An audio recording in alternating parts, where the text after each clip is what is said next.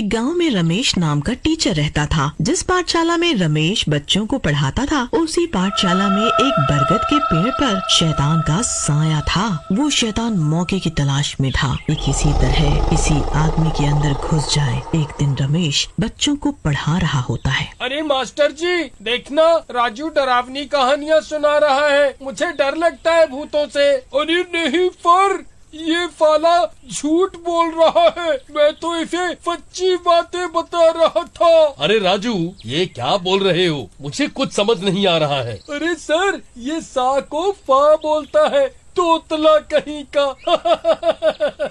चुप करो राजा, गंदी बात है किसी का मजाक उड़ाना। और तुम क्या राजू भूतों से डरते हो? अरे इस दुनिया में भूत प्रेत नाम की कोई चीज नहीं होती, डरो मत। वो शैतान उसकी सब बातें सुन रहा होता है। उधर रमेश को उसी दिन पाठशाला में कुछ काम करने की वजह से देरी हो जाती है।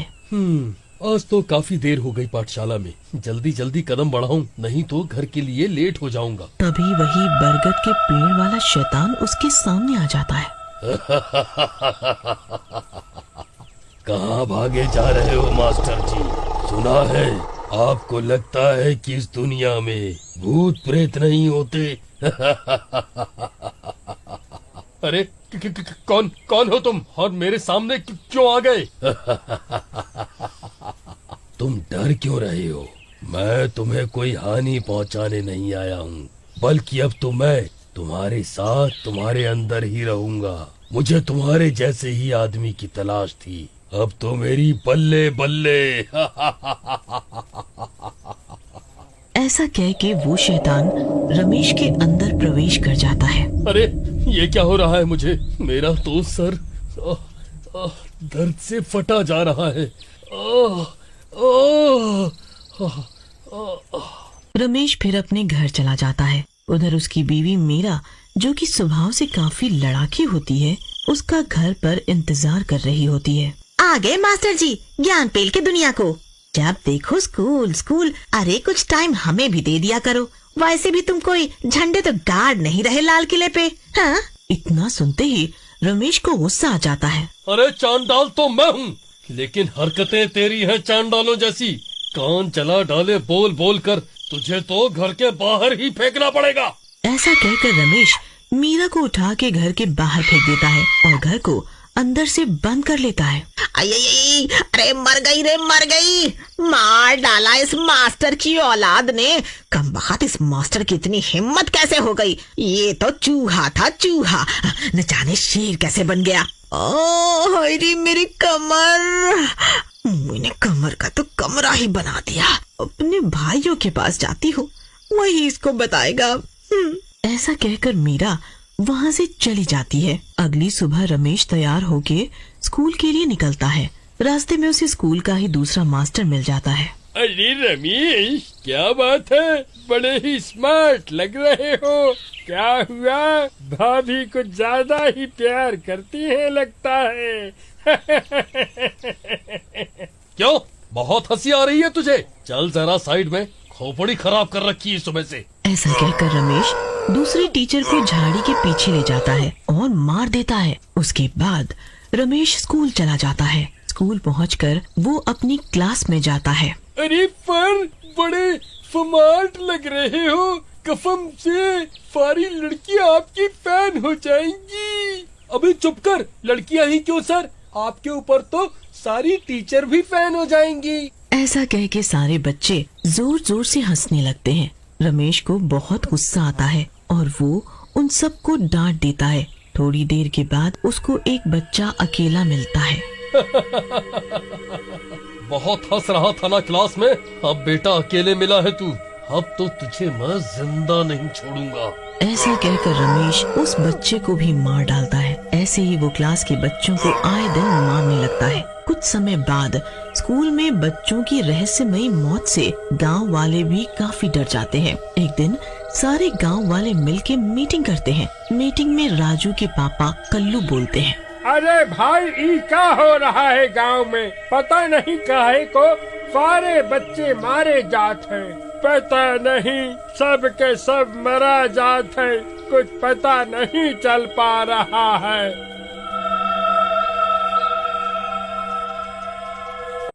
ऐसा कहकर सारे रमेश के घर पहुंचते हैं। अरे तुम लोग यहाँ क्या लेने आए हो? क्या हुआ? अरे मास्टर जी, क्या बताएं कि क्या हुआ? आपको तो सब पता ही होगा, इतने बच्चा सब मर गया है गांव में। आपको कुछ मालूम है कि क्या हो रहा है? अबे क्या मुझे ज्योतिष समझाए? मुझे क्या पता कि क्या हुआ। चलो अब तुम सब लोग भागो यहाँ से। हाँ जाते हैं मुंह उठा के। ऐसा कहकर रमेश सारे गांव वालों को भगा देता है, लेकिन सोचता है लगता है इन गांव वालों को मुझ पर शक हो रहा है। मुझे अब ज्यादा सावधानी बरतनी पड़ेगी, नहीं तो गांव वालों को मेरे बारे में पता चल जाएगा और ये शरीर मुझे छोड़ना पड़ेगा। अरे हमका लगत है ई फफूरा ही कौनो गड़बड़ किया है, तभी इतना गुस्सा कर रहा था। हमारी मानो तो भाइयों, इस पर नजर रखी जाए। अब कल्लू भाई, कौनो चारा तो है नहीं, अब जो आप ही बोले। वो ऐसी बात कर ही रहे होते हैं कि तभी रमेश की बीवी मीरा भी अपने भाई के साथ वहां आ जाती है और गांव वाले सारी बात उसको बताते हैं। उनकी बातें सुनकर मीरा बोलती है, लगता तो कुछ गड़बड़ है कल्लू भैया, क्योंकि उस दिन चूहा एकदम से शेर बन गया था। तभी मीरा का भाई बोलता है, अरे क्या दीदी, क्यों फालतू बोल रही हो? जीजा को वैसे ही गुस्सा आ गया होगा। अरे ऐसा वैसा कुछ भी नहीं है। चलो अब चलो यहाँ से। अरे तेरा तो दिमाग खराब है। मम्मी के यहाँ तो बोल रहा था कि जीजा की टांगे तोड़ दूंगा, और यहाँ आते ही गुब्बारा फुस हो गया। मुझे पता है तेरे जीजे ने मेरे साथ क्या किया था। मुझे तो घर जाने में भी डर लग रहा है अकेले। ऐसा कहकर मीरा वहाँ से घर की ओर चल पड़ती है, लेकिन घर का दरवाजा बंद होता है। मीरा और उसका भाई घर के अंदर झांकते हैं। अरे दीदी, अंदर दो जीजा हैं। अरे नास मिटे, तुझे पता है क्या बक रहा है? दो जीजा क्या होता है? चल देखने दे मुझे अंदर क्या चल रहा है। अंदर झांकते ही उनके होश उड़ जाते हैं। अंदर शैतान और रमेश बातें कर रहे होते हैं। अब तो मुझे छोड़ दो। तुमने मेरे नाम से कितने लोगों को मार दिया है, वो लोग मुझे मार डालेंगे। प्लीज प्लीज मुझे छोड़ दो। मैं एक टीचर हूँ, प्लीज मुझे छोड़ दो। तुझे छोड़ दूं? कितने दिनों बाद तो कोई ऐसा शरीर मिला है मुझे। अभी तो मजा आना शुरू हुआ है। वैसे भी तुझे क्या दिक्कत है? तू तो कुछ कर ही नहीं रहा। उधर बाहर खड़ा रमेश का साला उसे बाहर से देखता है। चुप कर, तेरा जीजा तो एक ही है कमबख्त, लेकिन उनमें कोई शैतान का साया आ गया है। लगता है इनको ठीक करवाना पड़ेगा, लेकिन कैसे? अरे दीदी, ये भी कोई बात सोचने की है। मेरे पास इसका इलाज है। ऐसा कहकर रमेश का साला अंदर जाके रमेश को डंडे से पीटने लगता है। अरे मर गया। अरे अरे साले साहब, ये क्या कर रहे हो? मारेगा क्या मुझे?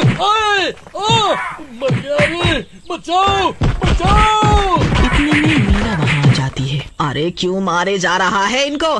अरे कोई भूत नहीं है इनमें? मार मार के बंदर की तरह लाल कर दिया मेरे पति को। चल भाग यहाँ से, हट। अरे दीदी, मैं कोई जीजा को शौक से थोड़ी बंदर बना रहा था, मैं तो भूत भगा रहा था जीजा का। तभी रमेश के अंदर शैतान फिर से आ जाता है।